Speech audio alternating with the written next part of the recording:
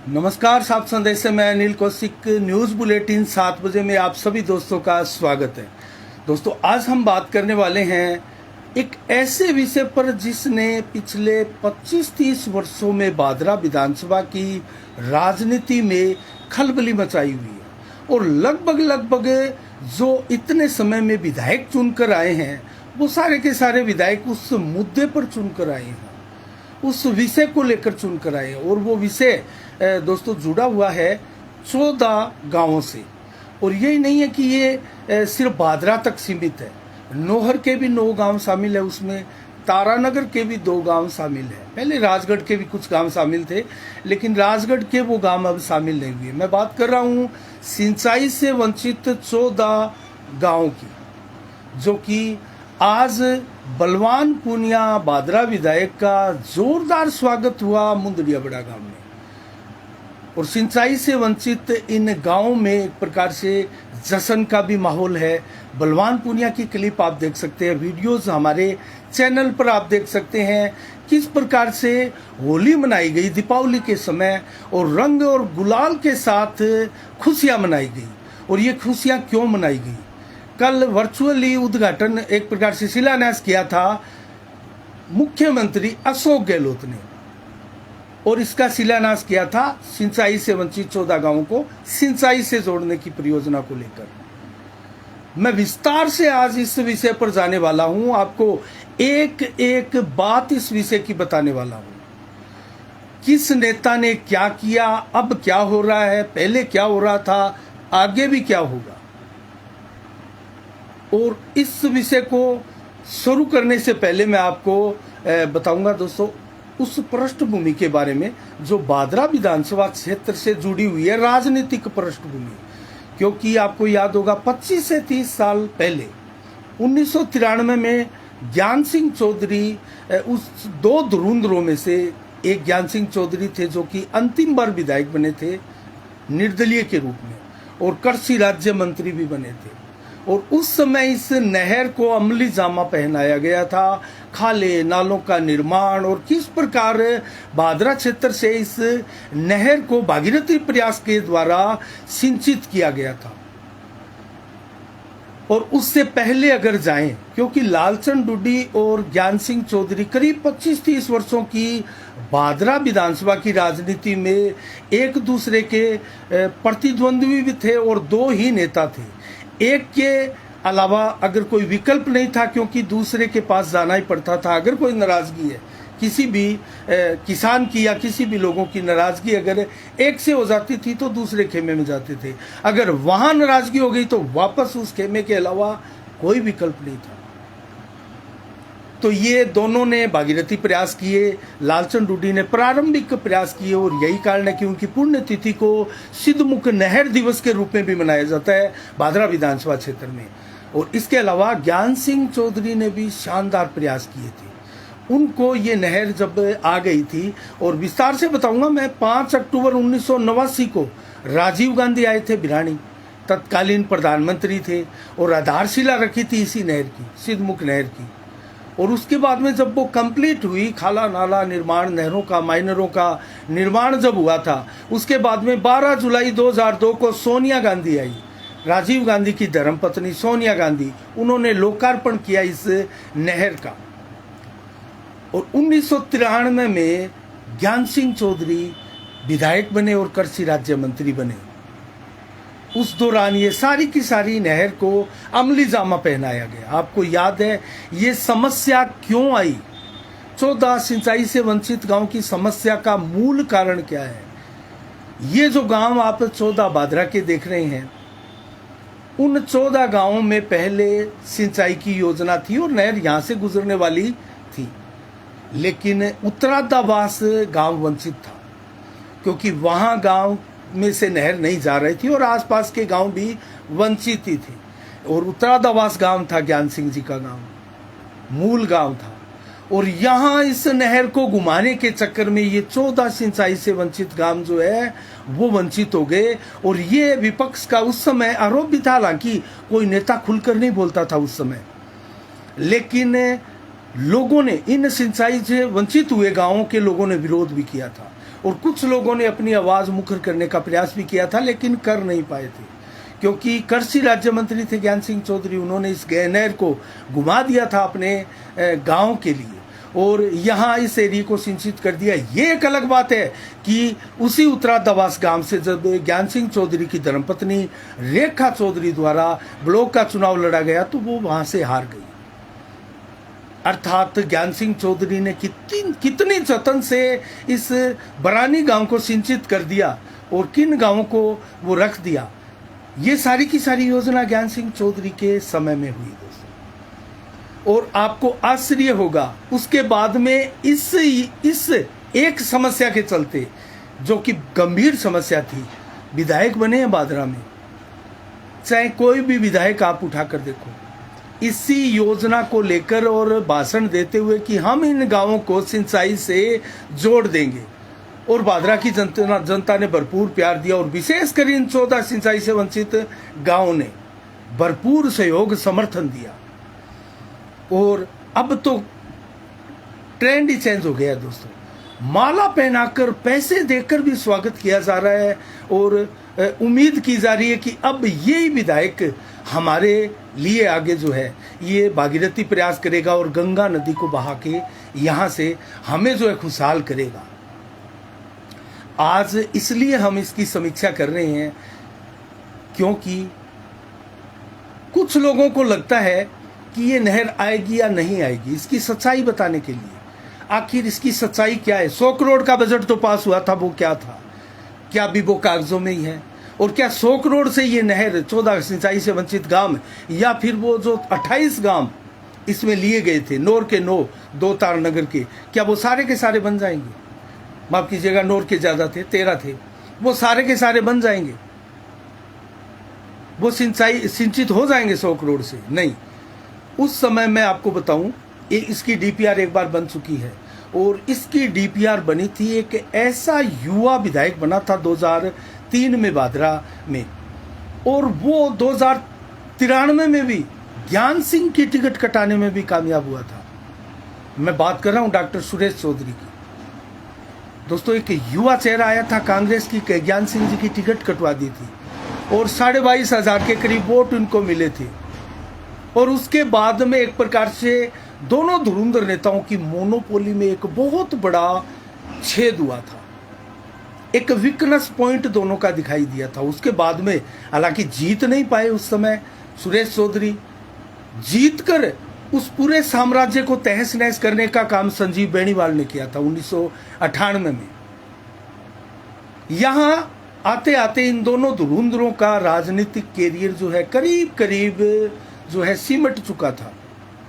लेकिन दोनों के इस नहर को लेकर भागीरथी प्रयास बादरा विधानसभा को लेकर रहे हैं और वर्षों तक याद भी रखे जाएंगे।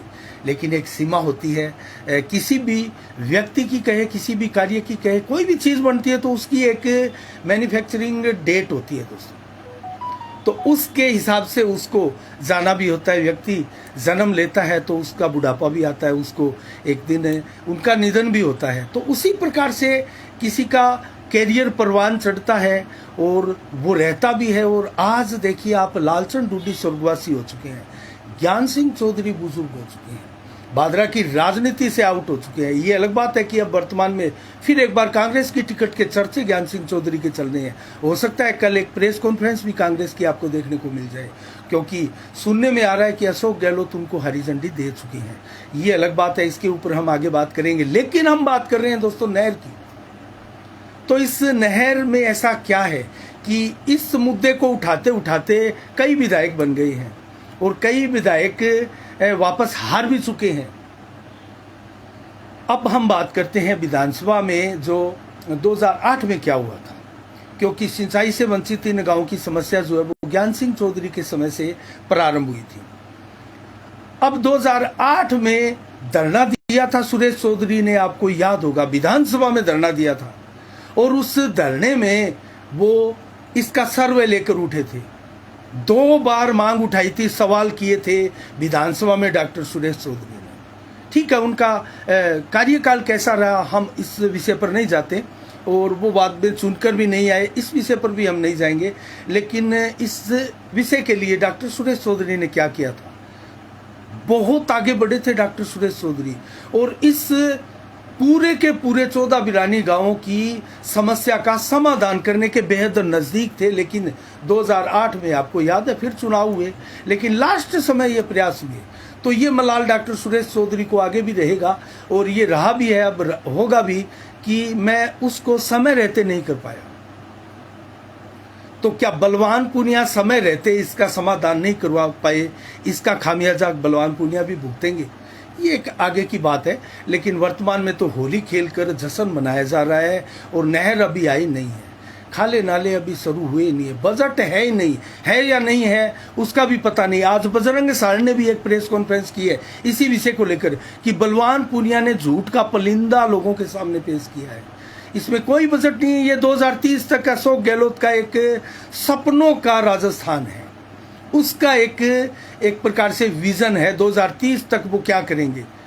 अरे अभी तो 2023 के चुनाव भी बाकी है, अब जो होने जा रहे हैं उनमें आएंगे या नहीं आएंगे, और उसके बाद में फिर 28 के चुनाव बाकी है, 28 में भी पुनः चुनाव होंगे। और अशोक गहलोत ने सपनों का राजस्थान बनाया 2030 तक के लिए, और उसी सपनों के राजस्थान में ये नहर भी शामिल है। तो कैसे बनेगी ये नहर, और यही आप बजरंग सारण का वो वीडियोस भी देख सकते हैं। और आज बलवान पूनिया का जो स्वागत सत्कार हुआ है, क्या बलवान पूनिया बोले, वो भी वीडियो हमारे चैनल पर देख सकते हैं। दोस्तों, हम सभी नेताओं के जो भाषण है और जो खबरें हैं हमारे चैनल पर प्रसारित करते हैं। ये हमारी, आप कुछ भी माने, हमारी, हम निष्पक्षता के साथ काम करना चाहते हैं, लेकिन जनता को कोई बरगलाए, ये हमारा दायित्व है कि जनता को फिर आईना भी दिखाने का हमारा काम है। तो आज प्रेस कॉन्फ्रेंस हुई, बजरंग सारण की बखियां उधेड़ कर रख दी, एक एक पॉइंट के ऊपर बात किया, और हर मीडिया के सवालों का जवाब भी बजरंग सारण ने दिया, और सारी की सारी एक एक कागज अशोक गहलोत के विजन के उन्होंने रखे बजरंग सारण ने, और एक एक चीज वो बताई, कितने का बजट होगा, कैसे राजस्थान आगे बढ़ेगा, और कौन कौन सी योजनाएं हैं उसमें।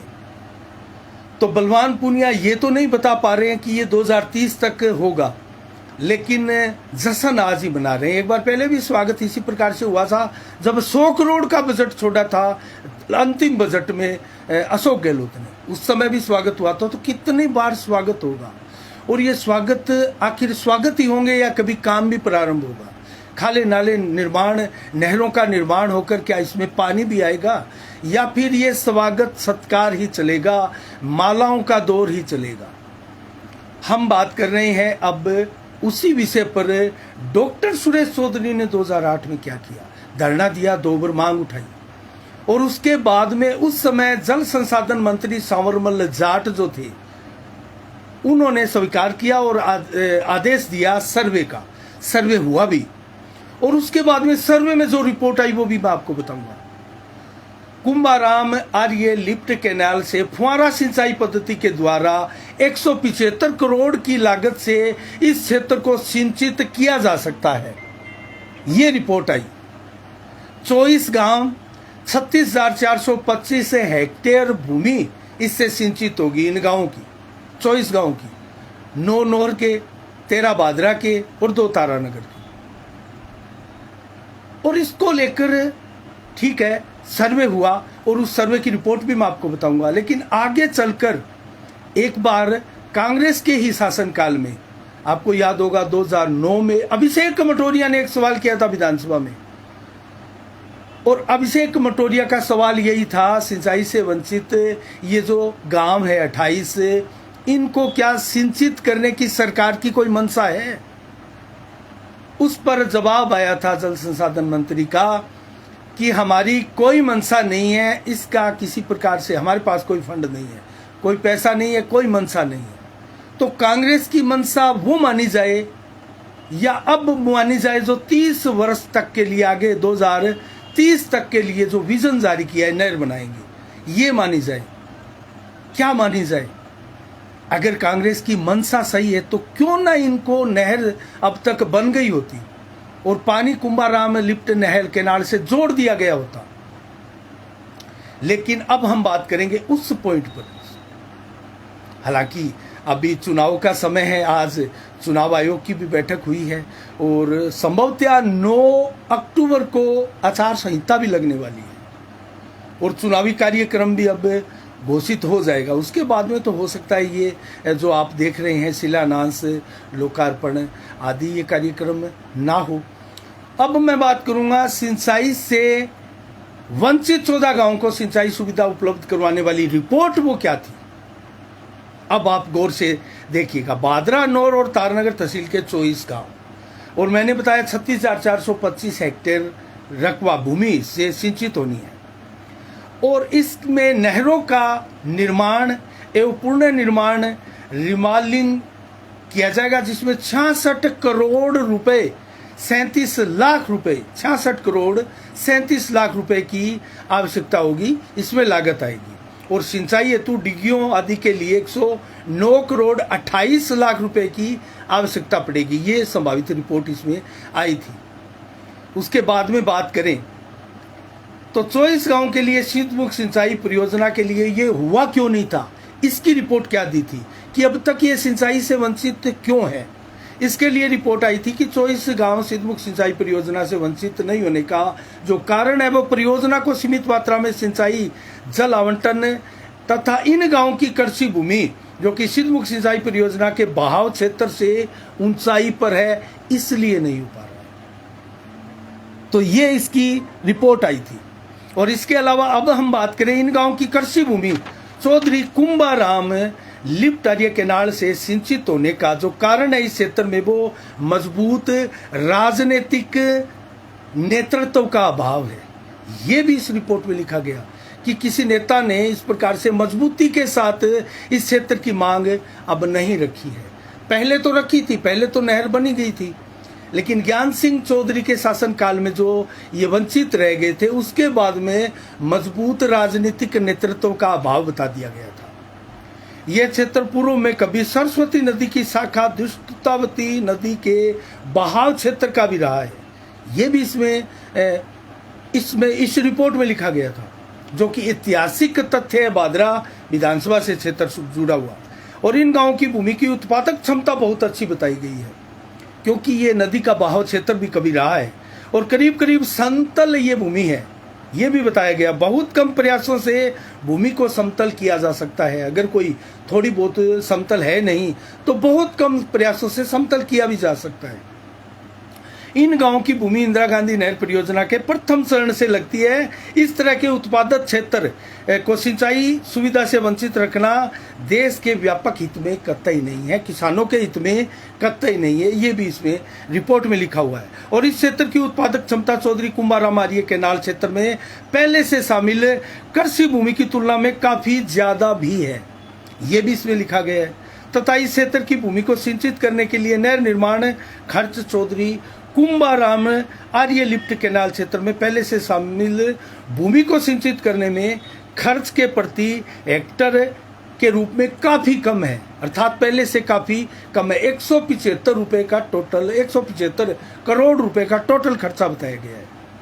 अब संभावित रिपोर्ट के मुख्य अंश अगर मैं आपको बताऊं कैसे किन गांवों में किस माइनर के द्वारा इस नहर को इन गांवों को सिंचित किया जाएगा। सबसे पहले 24 गांवों को चौधरी कुंभाराम लिफ्ट केनाल से फुहारा सिंचाई पद्धति के द्वारा सिंचित किया जा सकता है, ये रिपोर्ट में स्पष्ट लिखा है।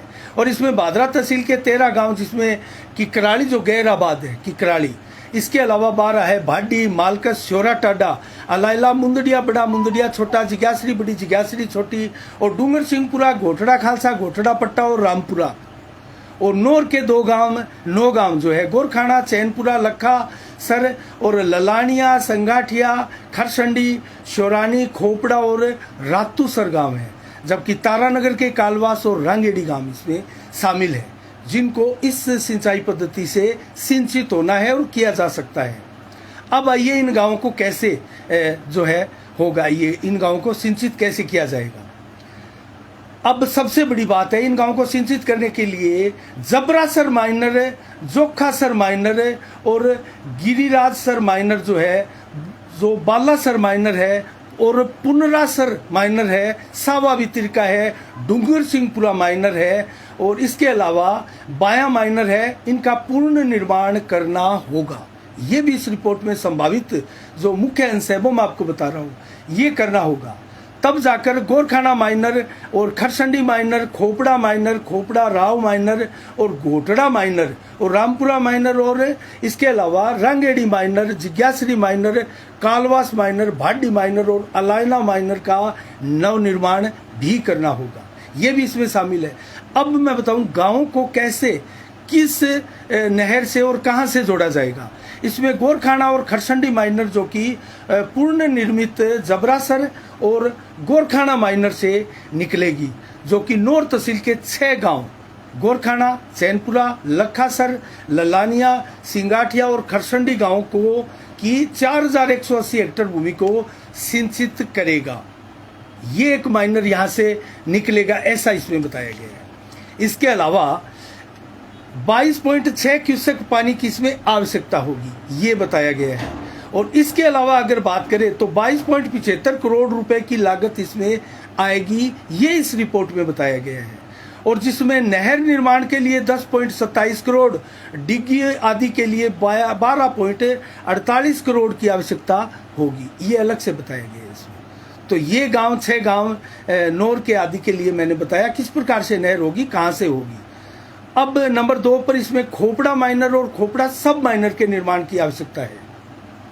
और इससे जो कि पूर्ण निर्माण होगा वो गिरिराजसर माइनर और बालासर माइनर से निकलेगी। इसमें नौर तहसील के शोरानी, खोपड़ा, रातूसर गांव की 5996 हेक्टेयर भूमि जो है वो सिंचित होगी और इसके लिए 31 क्यूसेक पानी की आवश्यकता होगी।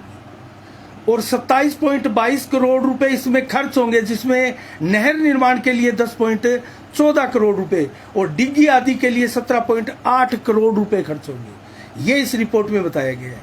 और नंबर 3 पर हम लेते हैं घोटड़ा माइनर और रामपुरा माइनर, रंगेड़ी माइनर का नवनिर्माण करना होगा, उनका फिर नवनिर्माण करना होगा। आगे किन गांवों को इससे जोड़ा जाएगा वो मैं आपको बताऊं तो ये माइनर पूर्ण निर्मित पुनरीसर माइनर से निकलेंगे, जिससे बादरा तहसील के घोटड़ा छोटा और घोटड़ा बड़ा, मुंदड़िया, रामपुरा गांव की तथा तारनगर तहसील के गांव रंगेड़ी की कुल 10,559 हेक्टेयर भूमि सिंचित हो सकेगी। ये सरकारी रिपोर्ट है जो मैं आपको बता रहा हूं, डॉक्टर सुरेश चौधरी के समय की।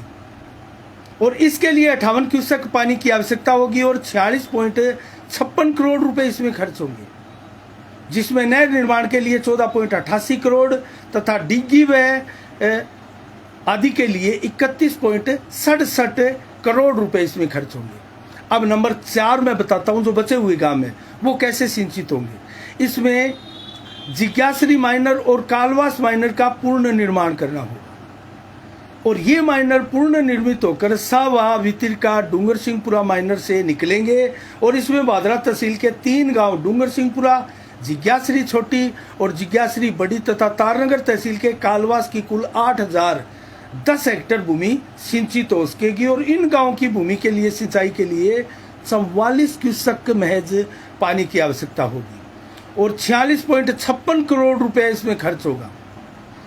और जिसमें नहर निर्माण के लिए 14.88 करोड़ रुपए की लागत आएगी और डिग्गी के आदि के लिए 31.67 करोड़ रुपया खर्च होगा। चौथा और अंतिम पॉइंट मैं बताऊं आपको, जो अब वंचित गांव है वो कैसे सिंचित होंगे। माफ कीजिएगा, 5वां अंतिम पॉइंट मैं आपको बताऊं। बादरा तहसील के भाडी, मालकस, शोराटाडा, अलाइला, मुंदड़िया, बड़ा व गैराबाद की कराली गांव को सिंचित करने के लिए बाडी और अलाइला माइनर का नवनिर्माण करना होगा और इसके अलावा और बाया माइनर का पूर्ण निर्माण करना होगा और इसके लिए 40 क्यूसेक पानी की आवश्यकता होगी और 35.66 करोड़ रुपए की इसमें लागत आएगी, खर्च होंगे, जिससे इन गांवों की 8,000 हेक्टेयर भूमि सिंचित होगी, जिसमें नहर निर्माण के लिए 11.66 करोड़ और डिग्गी आदि के लिए 24 करोड़ रुपए खर्च होंगे। ये इसमें डिटेल से बताया हुआ है। लेकिन अब अगर मैं आपको बताऊं तो कुल जो 36,425 हेक्टेयर भूमि है वर्तमान में जो 100 करोड़ का बजट दिया और संभावित 350 करोड़ का बजट होगा वर्तमान में जो बलवान पूनिया योजना लेकर आए हैं, और कैसे ये सिंचित होगा उसके लिए लोगों को जो बताया जा रहा है, उसके लिए 16,000 हेक्टेयर भूमि बता रहे हैं, जबकि 28 इसमें गांव में 4 गांव बढ़ गए। पहले 24 गांव थे और 36,425 हेक्टेयर भूमि थी, अब 28 गांव हो गए और भूमि हो गई 16,424 हेक्टेयर भूमि। अब आते आते बलवान पूनिया के टाइम में तो ये हेक्टेयर भूमि 20,000 हेक्टेयर भूमि गई कहाँ? और ये अगर सिंचाई से वंचित रहेगी तो कौन से गांव की रहेगी, किन किन किसानों की रहेगी, कहाँ से ये काटा जा रहा है? इसके लिए गांव वासियों को भ्रम में डाला जा रहा है। इन सिंचाई से वंचित गांवों के लिए ये बहुत बड़ी खबर है, और ये रिपोर्ट आज की नहीं है, 2008 की है दोस्तों। जो संभावित रिपोर्ट थी इसके मुख्य अंश मैं आपको बता रहा हूं आज। तो कैसे ये गांव की जो पूरी 36,425 हेक्टेयर भूमि है वो सिंचित होगी। बताया भी जा रहा है 16,000 हेक्टेयर भूमि, 36,000 का नाम नहीं लिया जा रहा है, जबकि 24 गांव की जो भूमि है वो 36,000 हेक्टेयर भूमि है। तो ये बहुत बड़ा पेच है, और हमने आज बजरंग सारण से भी इसको लेकर सवाल पूछा था, और उसका सवाल ठीक है, उनके पास इसका जवाब नहीं था, क्योंकि उन्होंने इसको लेकर रीडिंग नहीं की थी। वो आगे ये जरूर कह रहे थे कि इसको लेकर भी मैं आगे आपको इसके बारे में भी क्लियर बताऊंगा, लेकिन आज जिस चीज को लेकर जो प्रेस कॉन्फ्रेंस बजरंग सारण ने की उसके एक एक बिंदु पर उन्होंने स्टिक जवाब दिया, क्योंकि 2030 तक का ये मिशन है सपनों का राजस्थान का, अशोक गहलोत का, और उस सपनों के राजस्थान में हमारी भी भादरा की बहुत सी अनेकों योजनाएं घोषणाएं जो शिलान्यास हो रहे हैं वो है, तो क्या वो पूरे होंगे? और आने वाली सरकार किसकी है? अगर सरकार बदल गई, भारतीय जनता पार्टी की आ गई, तो फिर सपनों का राजस्थान, अशोक गहलोत का और बलवान पूनिया का ये जो शिलान्यास किए जा रहे हैं ये कैसे पूरे होंगे? ये बहुत बड़ा सवाल है। क्या भादरा विधानसभा की जनता फिर से बलवान पूनिया को ही जिताने जा रही है? ये भी बहुत बड़ा सवाल है। और वो ये योजना जो रख रहे हैं वो अशोक गहलोत की तर्ज पर ही रख रहे हैं। अशोक गहलोत भी मानकर चल रहे हैं हमारी सरकार रिपीट हो रही है, और एक बार नहीं, 2 बार नहीं, अब हम बार बार रिपीट होंगे, और इसीलिए हमने विजन 2030 तक बनाया है। और उसके अंदर जो चीज दी है वो 5 लाख करोड़ रुपए का प्रावधान अलग अलग रखा है, 5,28,000 करोड़ रुपए का प्रावधान। और इन सारी योजनाओं में तो कैसे राजस्थान समृद्ध बनेगा और कैसे तरक्की करेगा राजस्थान, ये चीजें उसमें बताई गई है, और एक एक चीज की जानकारी आज दी गई। तो डॉक्टर सुरेश चौधरी के द्वारा जो धरना प्रदर्शन विधानसभा में करके मांगे उठाकर जो चीजें उस समय प्राप्त की गई थी, इन संभावित जो अंश मैंने आपको बताए, जो रिपोर्ट थी वो क्या कहती है? क्या इन रिपोर्ट के आधार पर ये 14 सिंचाई से वंचित गांव सिंचित हो सकते हैं? क्या ये खाका बलवान पूनिया के पास है, या फिर बलवान पूनिया इसमें क्या लाइव आकर जनता को ये बताएंगे कितना हेक्टेयर भूमि रकबा है और कितना छूटा है? 2008 की जो रिपोर्ट थी वो रिपोर्ट क्या है? उस रिपोर्ट की भी बात क्या वो लाइव आकर करेंगे? ये बहुत बड़ा सवाल है, और इस सवाल का मैं तो कहता हूँ जवाब देना चाहिए। जिस प्रकार से आप गांव में जाकर संबोधित करते हैं और गांववासी आपको वोट भी देते हैं, आपको वोट दिया भी है, 82,204 वोट देकर आपको ग्रामीणों ने जिताया भी है, प्रचंड जीत आपने दर्ज की है। तो उस प्रचंड जीत का मान रखते हुए क्या आप उन सभी ग्रामीणों को जो सिंचाई से वंचित 14 गांव के ग्रामीण हैं उनको सच बताने का प्रयास करेंगे? बहुत बड़ा सवाल है दोस्तों। आपको हमने जो चीज़ बताई है उसके ऊपर मनन कीजिएगा, और हम अगर कहीं गलत है तो आप कमेंट बॉक्स में हमें ये बताइएगा भी, क्योंकि उसकी जो रिपोर्ट थी सरकार की, और सरकार ने जो सर्वे करवाया था, और सर्वे में 175 करोड़ रुपए की लागत बताई गई थी, उस लागत के आधार पर बताया। और एक चीज़ मैं आपको और बता दूं, बलवान पूनिया ने 100 करोड़ का बजट तो पास करवाया है, और इसका संभावित बजट 350 करोड़ का बताया जा रहा है। लेकिन उस समय के 175 करोड़ रुपए के बजट को अगर उस समय और अब समय में अंतर देख के अगर अनुमानित उसकी लागत वर्तमान में लेकर आ पाएंगे तो वो 1500 करोड़ से कहीं अधिक होगी। तो ऐसे में 350 करोड़ से कैसे ये नहर के नाले खाले बन जाएंगे, ये भी एक बहुत बड़ा यक्ष सवाल है जिसका जवाब बलवान पूनिया को देना चाहिए।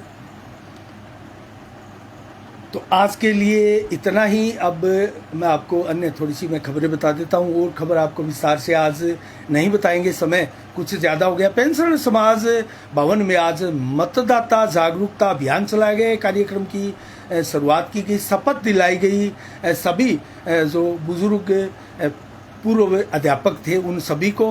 और राजस्थान में 3 जिलों की नई घोषणा हो चुकी है, अशोक गहलोत ने आज की है, लेकिन उनमें भी नौहर का नाम फिर नहीं आया। तो नौहर को फिर छोड़ दिया गया। आखिर नौहर के साथ ये सौतेला व्यवहार बार बार क्यों किया जा रहा है, ये भी बहुत बड़ा सवाल है जो आपके भी दिमाग में होगा। और नौहर अगर जिला बनता है तो बादरा वासियों को भी बहुत इसमें फायदा मिलने वाला है। तो कैसी लगी दोस्तों आज की समीक्षा जरूर बताइएगा। लेकिन आज के लिए इतना ही। कल ठीक शाम 7 बजे फिर आपसे रूबरू होंगे नई खबरों के साथ, नई समीक्षा के साथ। तब तक के लिए आप अपना बहुत बहुत ख्याल रखिएगा।